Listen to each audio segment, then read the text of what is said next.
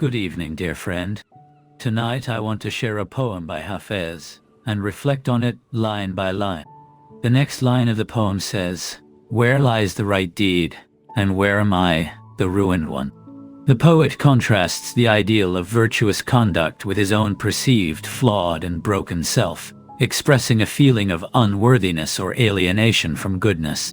The next line of the poem says, "See the difference in the path, from where it starts to where it ends." Hafez invites reflection on the journey of life or spiritual quest, emphasizing the vast disparity between beginnings and destinations.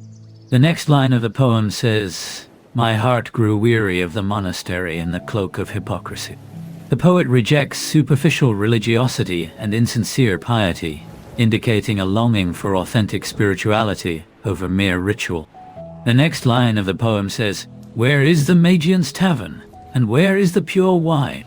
Hafez contrasts austere religious settings with the mystical libertine tradition, symbolized by the Magi's tavern and pure wine, representing freedom and divine joy. The next line of the poem says, "What connection is there between recklessness and righteousness or piety?" This line questions the compatibility of wild spiritual freedom and strict moral discipline, hinting at a deeper unity or tension between the two. The next line of the poem says, "Where is the whirling of sermons, and where the melody of the rebab?" Contrasts the dry, dogmatic speech of sermons with the soulful music of the rebab, a string instrument, symbolizing lively spiritual ecstasy. The next line of the poem says, "What can the hearts of enemies learn from the face of the beloved?" The poet expresses the idea that those who harbor enmity cannot comprehend the essence or beauty of love and grace.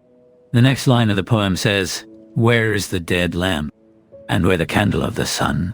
A metaphor contrasting ephemeral, lifeless light with the brilliant, ever-living radiance of the sun, symbolizing superficiality versus true enlightenment. The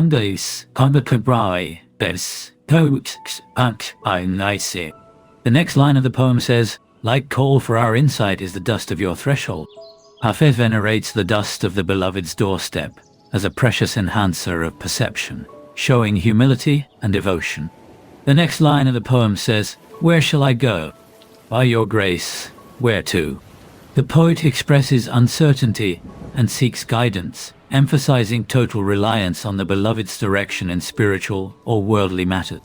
The next line of the poem says, "Do not look at the cheek's apple. There is a well on the path," a warning to be cautious of deceptive beauty that may conceal dangers, mixing sensual imagery with mystical caution. The next line of the poem says, "Where are you rushing off to, O heart, with such haste?" Here's an introspective call for patience and reflection, questioning impulsive desires or spiritual haste. The next line of the poem says, "It was so. May the sweet memory of our union remain."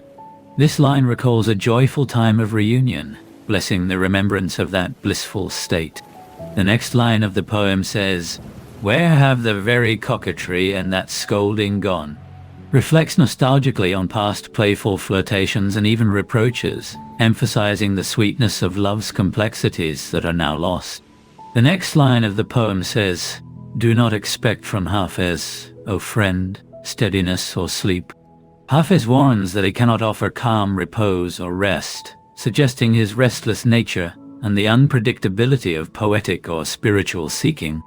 The next line of the poem says, "What is steadiness? What patience? And where is sleep?" The concluding rhetorical questions deepen the theme of restlessness, questioning the very concepts of peace, patience, and rest. As we reach the end of this poem, I hope its words have brought you a little peace and reflection. If it touched your heart, please like, comment, and subscribe so you can join me for future poems.